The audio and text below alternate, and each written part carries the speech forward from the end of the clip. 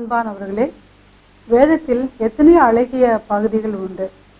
எல்லாராலும் அதிகமான அளவுக்கு நேசிக்கப்படுகிற, எல்லாருக்கும் கண்டிப்பாக தேவைப்படுகின்ற ஒரு முக்கியமான பகுதியை பற்றி இப்பொழுது நாம் தெரிந்து கொள்வோமா? தம்பி, எல்லாருக்கும் வேண்டிய ஒரு பகுதி. கிறிஸ்துவங்களோ அல்லாதவங்களோ உலகத்தில் பிறந்த எல்லாருக்கும் தேவையான ஒரு பகுதியை நீங்கள் சொல்லுங்க. 1 கொரிந்தியர் 13ஆம் அதிகாரம் 4ஆம் வசனம் முதல். 1 கொரிந்தியர் 13ஆம் அதிகாரம் 4வது வசனம். வாசிங்களா? அன்பு நீடிய சாந்தமும் தயவும் உள்ளது. அன்புக்கு பொறாமை இல்லை.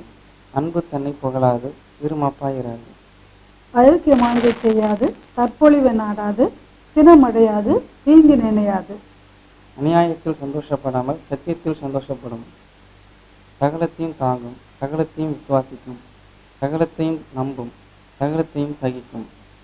அன்பு ஒரு காலம் ஒழியாது. தீர்க்க தரிசனங்களினாலும் ஒளிந்து போம், அந்நிய பாஷைகளினாலும் ஒளிந்து போம், அறிவானாலும் ஒளிந்து போம். நம்முடைய அறிவு குறைவுள்ளது, நாம் தீர்க்க தரிசனம் சொல்லுதலும் குறைவுள்ளது. நிறைவானது வரும் பொழுது குறைவானது ஒளிந்து போம். உண்மையிலே ஒரு நல்ல ஒரு பேசேஜ். இந்த அன்பு மாத்திரம், இந்த இதில் சொல்லப்பட்டிருக்கிற அன்பு என்ன அப்படின்னா அகப்பா அன்பு. எதையுமே யார்கிட்டையும் எதிர்பார்க்காத அன்பு. இன்றைக்கு எங்கேயுமே சமாதானம் இல்லை, குடும்பத்தில் சமாதானம் இல்லை. ஏன் அப்படின்னா இதில் சொல்லப்பட்டிருக்கிற அந்த அன்பு உண்மையிலே இல்லை இல்லையா? அன்பு உண்மையிலே இருந்தது அப்படின்னா குடும்பத்தில் சண்டை வராது, ஒர்க் பண்ணுற இடத்துலையும் பிரச்சனை வராது, சமுதாயத்துலேயும் பிரச்சனை வராது. அது தேவன் நம்மகிட்ட எதிர்பார்க்குற அந்த அன்பு ரொம்ப அழகான பகுதி நமக்கு சொல்கிறது இல்லையா? அன்பு நீடிய சாந்தமும் தயவும் உள்ளது. அன்பு மட்டும் நமக்கு இருந்துச்சு அப்படின்னா நீடிய சாந்தம் நமக்கு ஏற்படுகிறது. அன்புக்கு என்ன கிடையாது? பொறாமை. ஒருத்தர் பொறாமப்பட்டு தானே குடும்பத்துக்குள்ளே அனந்தமிக்குள்ளே சண்டை வருது. இந்த அன்பு மட்டும் இருந்துச்சுன்னா தன்னை புகழாது. இந்த பேசேஜ் ரொம்ப, இந்த பர்டிகுலர் வேர்டு ரொம்ப டச்சிங்காக இருக்குல்ல. இருமாப்பாயிராது. நம்ம பண்ணுறலாம் ரைட்டு, வேணாம் அவங்க பேசட்டும் அப்படின்னு நினைக்கிறாங்க இல்லையா?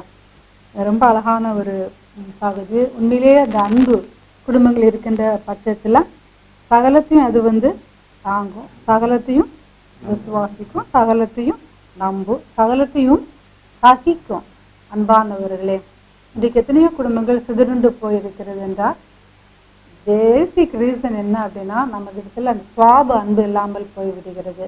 இந்த அன்பு மாத்திரம் இருந்துச்சு அப்படின்னா சகலத்தையும் அது தாங்கும்.